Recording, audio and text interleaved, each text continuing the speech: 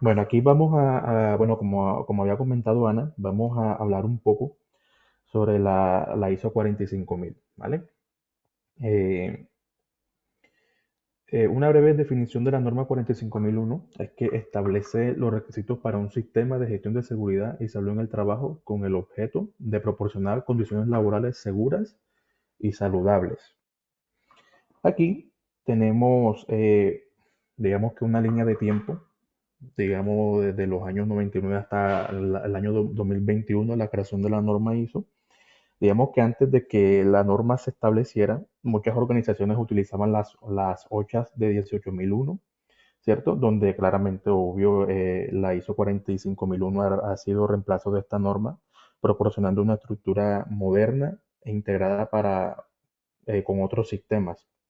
Aquí podemos apreciar que en el año, bueno, como antecedente, que en el año 99, antes de la creación de la ISO 45001, la industria de la seguridad y salud ocupacional adoptó la OSHA 18001, una norma voluntaria que ayudaba a las organizaciones a gestionar sus riesgos relacionados con la seguridad y salud en el trabajo.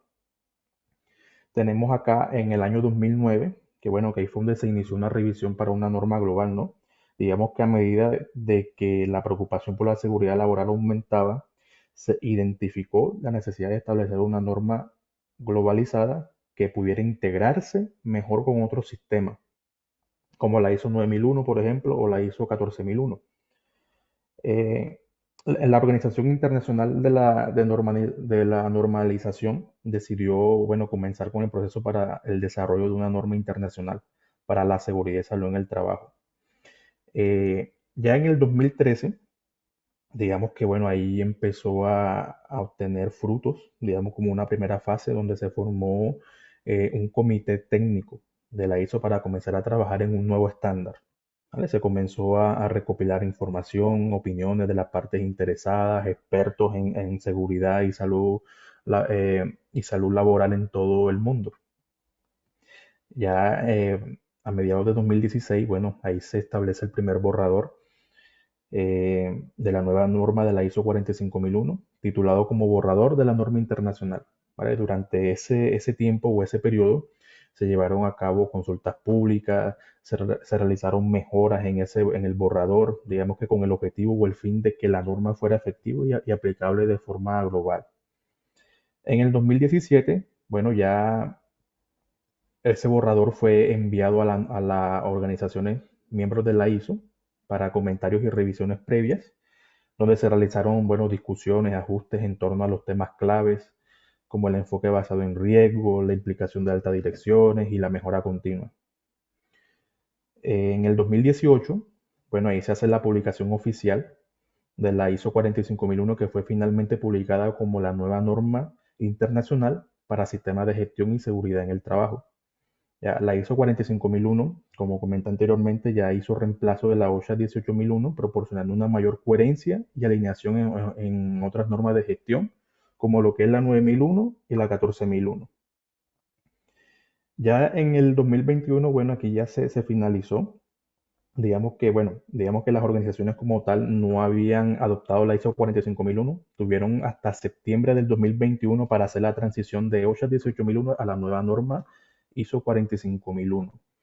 Este proceso, bueno, garantizó que las empresas estuvieran alineadas con los estándares internacionales más modernos para la gestión de la seguridad y salud laboral.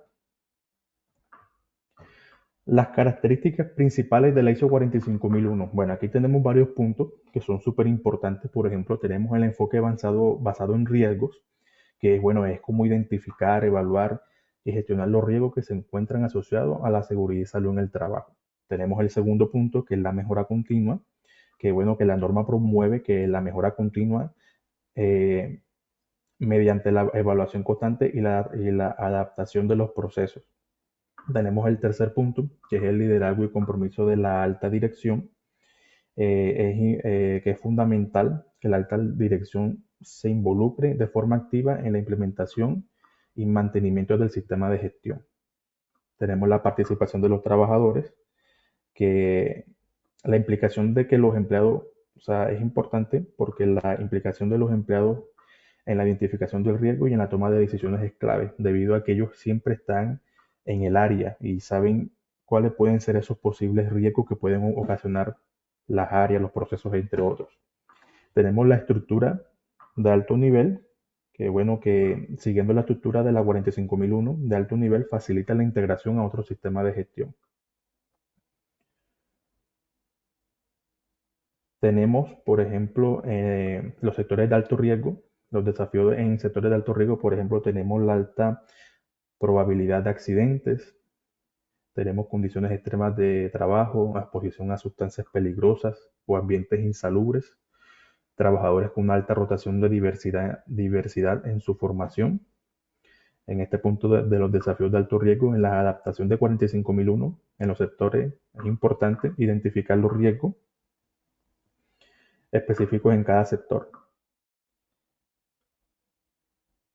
Por ejemplo, los riesgos eléctricos en la construcción o exposición a productos químicos en la industria. Tenemos ejemplos a medida preventiva. Por ejemplo, tenemos las capacitaciones continuas a los equipos, los procedimientos estándares para garantizar la seguridad. Estudios de casos de sectores de alto riesgo, por ejemplo, en la industria como la minería o la construcción, donde la implementación ISO 45001 ha reducido significativamente los accidentes laborales y enfermedades ocupacionales. Tenemos acá, por ejemplo, los beneficios al implementar la ISO 45001 en sectores de alto riesgo. Tenemos la reducción de accidentes y enfermedades laborales, que es un impacto positivo en la salud de los trabajadores y reducción de los costos asociados a accidentes. Tenemos el otro punto, cumplimiento de la legislación, que asegura que la empresa cumpla con las normativas locales e internacionales que hacen relación a la salud y seguridad en el trabajo.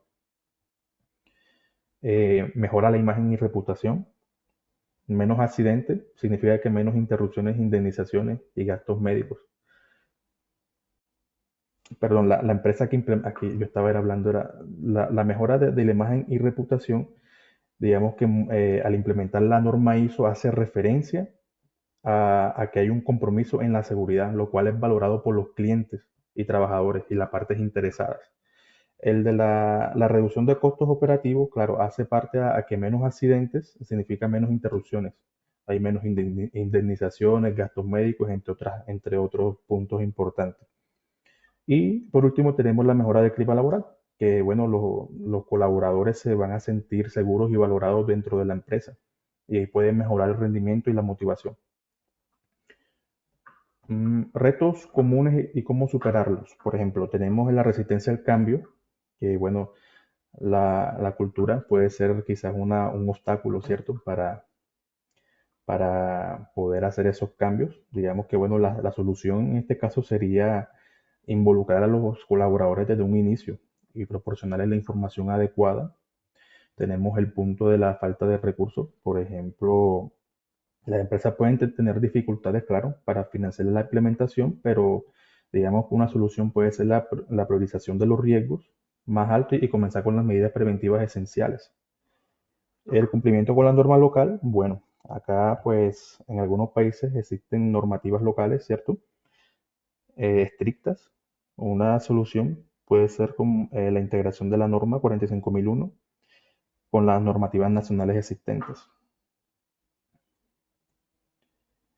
Y bueno, y como conclusión, la implementación de la norma 45001 no solo promueve la seguridad y salud en el entorno laboral, sino que también contribuye a la mejora continua de los procesos dentro de una empresa o compañía. Digamos que, bueno, también ayuda a identificar, a controlar, reducir esos riesgos en el lugar de trabajo, donde se garantiza el bienestar de los empleados, cumpliendo la legislación vigente. Además de ser una norma internacional reconocida, permite que las organizaciones demuestren su compromiso con la seguridad y salud laboral, mejorando la competitividad, mejorando la reputación, entre otros.